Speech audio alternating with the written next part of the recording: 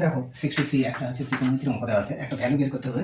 তো রাশিমালাটা আমি লিখে নিচ্ছি 20 প্লাস হচ্ছে 20 tan স্কোয়ার এ, নিচে আছে হচ্ছে 50 প্লাস 50 cot স্কোয়ার এ।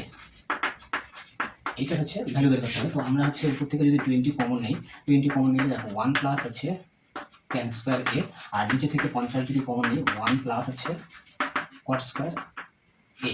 ঠিক আছে, 1 প্লাস cos স্কয়ার এ। আমাদের হচ্ছে এবার দুটো সূত্র কথা মাথায় রাখতে লাগবে। আমাদের কি হয়, sec স্কয়ার থিটা মাইনাস হচ্ছে, আচ্ছা থিটা এখানে tan square theta equal to 1 হয়।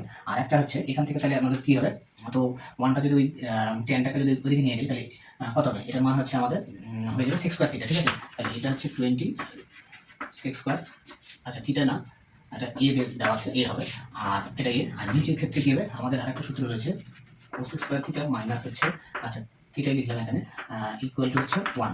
তো এক্ষেত্রে দেখো cos স্কয়ার থিটাকে উপর নিয়ে গেলে কি হবে, এইটা হবে, এর ভ্যালুটা হচ্ছে cos স্কয়ার থিটা হবে, তাহলে 50 আমাদের হচ্ছে cos স্কয়ার এ হবে। ঠিক আছে, তো এইবার হচ্ছে তাহলে এটা এই জিরো কাটা গেল, তাহলে 2 বাই হচ্ছে 5 হলো। ঠিক আছে, এবার দেখো কোসেকটা উপরে উঠে গেলে কি হবে, কোসেকটা উপরে উঠে গেলে সাইন স্কয়ার এ হয়ে যাবে, আর কসটা যদি নিচে আসে তাহলে cos স্কয়ার এ হয়ে যাবে। তাহলে সাইন স্কয়ার এ আর নিচে হচ্ছে cos স্কয়ার এ হচ্ছে। ঠিক আছে, তাহলে উপরে সাইন স্কয়ার এ নিচে cos স্কয়ার এ, তাহলে sine square A by cos square A মানে হচ্ছে tan স্কয়ার, আমাদের tan স্কয়ার এ হবে। তো এক্ষেত্রে আমাদের সঠিক আনসার হচ্ছে 2/5।